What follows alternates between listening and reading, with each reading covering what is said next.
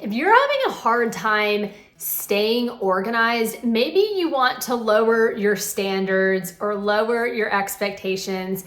Now, if I were to first hear this, I'd be like, what? Like, what do you mean lower my standards? You know, I think about like maybe when you're dating someone and you just can't find the right person, it's like, oh, well, just lower your standards, lower this. And it's like, well, I don't want to do that. You know, it sounds so negative. But when it comes to organizing, like if you're feeling stressed or disappointed or pressured, and again, if you're not able to maintain any kind of organization in your house, lowering these expectations can sometimes help with that. So let me explain, because I've seen this time and time again with clients that I've had. So I really have wanted to address this, okay? Here's kind of why and how to lower these expectations, okay? You just first start by recognizing any unrealistic expectations that you have. Are you wanting your house to look straight out of like a Better Home and Gardens magazine? Are you wanting, you know, your house to stay, or your entire home to stay organized 24/7? Just simply thinking about the expectations we have in regards to organization in our home can sometimes then pinpoint the ones that are not realistic for us. Right. From these unrealistic goals that you are like identifying, or these unrealistic expectations, set realistic goals and realistic standards, okay?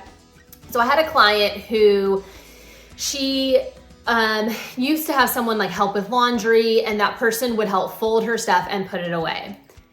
Awesome, great. But then when she was on her own, she was finding it hard to kind of mirror the way that that person had set up folding things.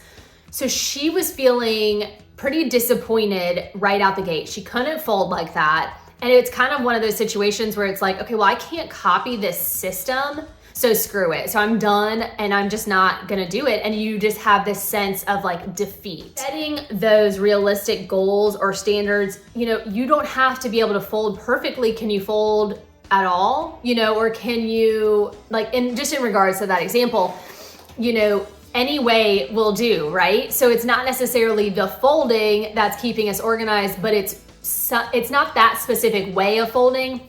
It's the fact that our clothing items are folded and put away. So instead of just feeling defeated, make your own goals or standards and aim to do your best, not to be perfect. So don't let perfection get in the way of well enough, good enough, or simply just done, right? So each day, each week, each second, like our best is going to look different.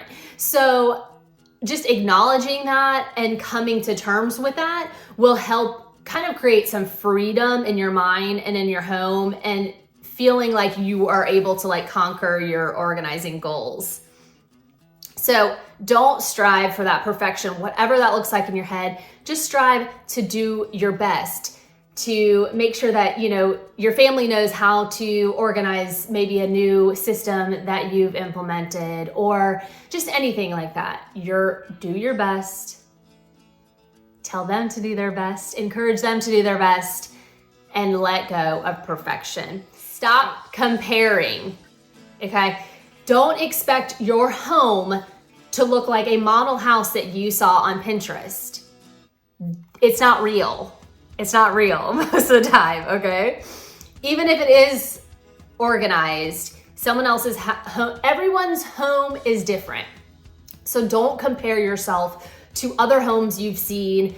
You know, if you go to someone's house for a birthday party and they have 5 kids and their house just looks spotless, and you're thinking, oh sheesh, all I have is a dog and I can't keep my life together. You know, you never know what has gone into that. They may have things shoved in closets. It may be a total wreck in the other rooms that you don't see, or maybe they've busted their booties for 5 hours to get it like that. Just stop the comparison. Comparison truly is like the thief of joy. Prioritize what matters to you. For example, in my home, we spend a lot of time in our kitchen, in our living room. That's pretty much where we spend most of our time. The bedrooms are really just for sleeping. We don't really play in them. We just go in there to sleep, right? So for me, having my living room and my kitchen organized, those are my biggest priorities. That's what matters to me the most. So, my laundry room is not going to be high on that list of my priorities. If it's a little bit in shambles, that's okay to me. I'm not constantly there, but I am constantly in my living room or in my kitchen, and it's kind of an open space. It's connected. So I constantly see that, and I want to feel at ease. I want to feel a sense of zen after, working all day and like being with the kids. It's already kind of crazy enough. I want to feel a sense of peace there. So having those areas organized, those are going to be my priorities. So think about what truly matters to you. Is it your car? Maybe you're in your car all the time, okay? Maybe you have a sales job and you're driving to and from wherever to, make your sales calls. Then maybe having your car organized is gonna be a high priority to you. So again, thinking about what matters to you most. Do you spend a lot of time in your playroom? Do you have animals? Do you spend, a lot of times with them, organizing their areas? So think about those things and prioritize what matters to you. Celebrate your wins. No matter how big or small, celebrate them. This kind of positive reinforcement is going to make you want to keep doing those things, right? It's gonna make you feel better about yourself. It's gonna keep you motivated, and you're gonna continue to do those things. Again, big or small. Have you never been able to keep your bathroom drawers organized and you've done it for a whole week? Congrats! Give yourself a round of applause. Doing those things, again, it's just gonna make you more excited to keep those spaces more organized, small or big. You've got to celebrate yourself, and this goes for organizing and just life in general, right? Be kind to yourself and give yourself time, okay? So if you are trying to get organized for the first time, or if you've been trying this for a long time, just give yourself time. Give yourself kindness. Be kind to yourself. It's a process, right? And it's a phase. So things change. Maybe you were able to stay organized and then you had kids and things just kind of went to pot. So this is a new chapter in your life. Give yourself time to adjust. Be kind to yourself.